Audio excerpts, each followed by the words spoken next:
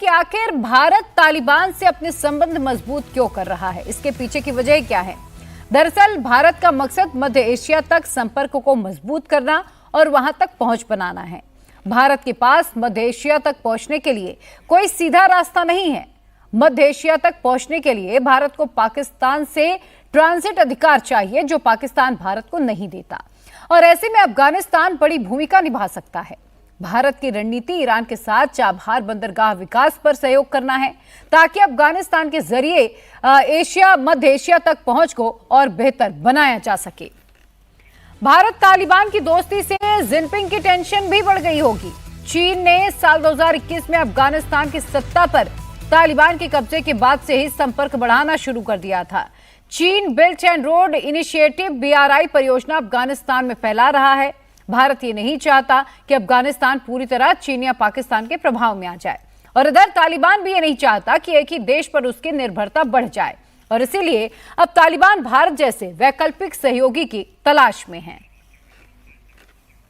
America की एक बार फिर अफगानिस्तान में दिलचस्पी बढ़ गई है। अमेरिकी प्रेसिडेंट डोनाल्ड ट्रंप अफगानिस्तान का बगराम एयरबेस वापस लेना चाहते हैं। ट्रंप ने इसके लिए तालिबान को सैन्य कार्रवाई की धमकी भी दी। ट्रंप बगराम एयरबेस क्यों वापस चाह रहे हैं, इसकी मेन वजह चीन है। दरअसल बगराम चीनी सीमा से लगभग 800 किलोमीटर की दूरी पर है और चीन के सबसे नजदीकी मिसाइल कारखाने से लगभग 2400 किलोमीटर दूर है। कभी बगराम एयरबेस अमेरिका के लिए मध्य पूर्व में सैन्य ताकत का प्रतीक हुआ करता था, जो अब तालिबान के अंडर आता है। और ट्रंप की धमकी के बावजूद तालिबान ने क्लियर कर दिया है कि जंग के लिए तो तैयार नहीं है, लेकिन वो बगराम एयरबेस किसी भी कीमत में नहीं लौटाएंगे। तो भारत और तालिबान की दोस्ती और डील से पाकिस्तान में शहबाज मुनीर की टेंशन बढ़ती जा रही है। अफगानिस्तान के विदेश मंत्री के भारत दौरे पर आते ही पाकिस्तान ने काबुल पर हवाई हमला बोल दिया। अब मुत्तकी शहबाज मुनीर को चेतावनी दे रहे हैं। पाकिस्तान में अमन और तरक्की ये सारे खिते के खैर में है। हम जैसे हिंदुस्तान के साथ अच्छा ताल्लुकात चाहता है, पाकिस्तान के साथ भी अच्छा ताल्लुकात चाहता है, लेकिन ये ताल्लुकात दोनों तरफ से हो सकता है, एक तरफ से तो नहीं हो सकता है। इसलिए हमारा ख्वाहिश ये है कि ऐसा गलती को तकरार नहीं करना चाहिए।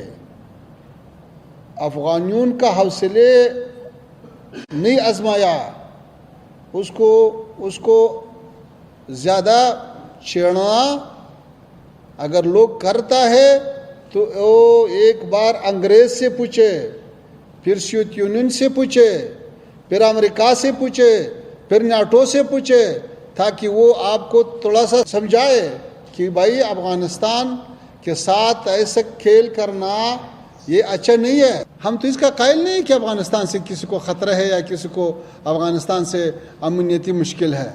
जो लोग ये बात करे वो सबूत भी पेश करे। काबुल में एयर स्ट्राइक को लेकर पहले पाकिस्तान हर बार की तरह मुकर रहा था, लेकिन अब पाकिस्तान ने कबूल कर लिया है कि काबुल में बम उसने ही बरसाए थे। पाकिस्तानी फौज के प्रवक्ता DG ISPR अहमद शरीफ डार चौधरी ने कहा कि तहरीके तालिबान पाकिस्तान में लगातार आतंकी हमला कर रहा है और उसे अफगानिस्तान से मदद मिल रही है, और इसीलिए उसने उस पर बमबारी की। सवाल यही है कि मुफ्ती नूरवली महसूद और पाकिस्तान पे इल्ज़ाम आयद किया जा रहा है कि स्ट्राइक उन्होंने की है 4 जगहों पे काबुल में। देखिए, मैं आपको ये क्लियर कर चुका हूं कि Afghanistan as a base of operation के तौर पे इस्तेमाल किया जा रहा है पाकिस्तान के खिलाफ दहशतगर्दी करने के लिए। उसके सबूत भी मौजूद हैं, शवाहिद भी मौजूद हैं। And I have also said कि पाकिस्तान के अवाम की जानो माल की हिफाजत करने के लिए जो ज़रूरी इक़दाम किए जाने चाहिए वो किए जाएंगे और किए जाते रहेंगे। अफगानिस्तान के विदेश मंत्री ने पाकिस्तान को सिर्फ वार्निंग ही नहीं दी है। काबुल एयर स्ट्राइक को लेकर मुत्तकी ने 2 टूक कह दिया कि पाकिस्तान को उसकी गलती का अंजाम भुगतना होगा। सरहदी इलाकों में जो हमारे दूर दराज इलाके हैं वहाँ पे कुछ अटैक हुआ है, हम उसकी मज़म्मत करता है और हम पाकिस्तान हुकूमत का ये काम एक बड़ा गलती समझता है और इससे मसाइल हल नहीं हो सकता है। अफ़गानिस्तान का तारीख़ गवाह है कि ऐसा मसाइल ज़ोर से हल नहीं किया सकता है। तफाहुम और मुज़ाकरात का दरवाज़ा हमने खुला है, तफाहुम होना चाहिए और जो मुश्किलात जिस ममालिक के अंदर है वो अपना मुश्किलात खुद हल करे।